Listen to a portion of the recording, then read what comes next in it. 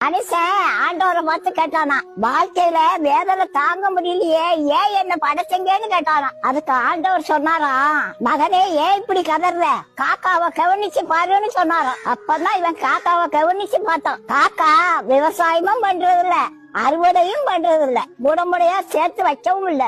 காக்காக்கு bank balance 0 தாங்க.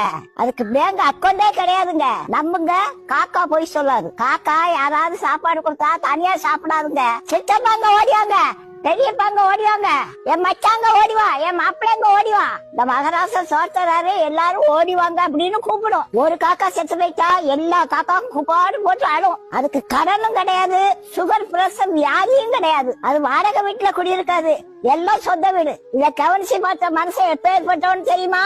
நேத்து ஒருத்தர் ஒரு மளிகை கடைக்கு வந்தாரு. கடைக்கு முன்னாதான் ஒரு 100 ரூபாய் கிடந்துச்சு. இப்படி சுத்தமுட்டும் பார்த்துட்டு ரூபாய கால்ல போட்டு மேய்ச்சிட்டு இப்படியே நின்னுட்டாரு.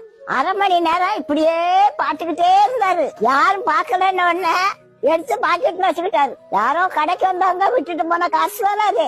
இதுதான் மனுஷன். ஒரு தாய் வயிற்றுல பிறந்த அண்ணன் தம்பிங்க சொத்து பிரிக்கும் போது ஒரு வரப்ப விட்டு கொடுக்க அண்ணனுக்கு மனசு இல்ல, வெட்டு குத்து விழுதுங்க. அண்ணன் நாசமா போடணும்னு தம்பி சூனியம் வைக்கிறாங்க. கள்ள புருஷனுக்காக தான் புருஷனுக்கும் பிள்ளைகளுக்கும் விஷம் வச்சு கொள்ளுவாங்க. எந்த காக்காயாது புருஷனுக்கு பிள்ளைகளுக்கு விஷம் வச்சு கொள்ளுவா? பாத்தீங்களா காக்காய்க்கும் மனுஷனுக்குள்ள வித்தியாசத்தை? அதனாலதான் ஏசப்பா காக்கா பார்த்தாவது திருந்துங்கன்னு சொல்றாரு. காக்கா காலையில கண் முடிச்ச உடனே கர்த்தரை பார்த்து கர்த்தரே கர்த்தரேன்னு கத்தும். அதுதான் நமக்கு கான்னு கேக்குது. பல மனுஷன் கடவுளை நினைச்சு கூட பாக்குறது இல்ல. படைச்சவர் மேல பாரத்தை வச்சுட்டு ஒழுக்கமா வாழ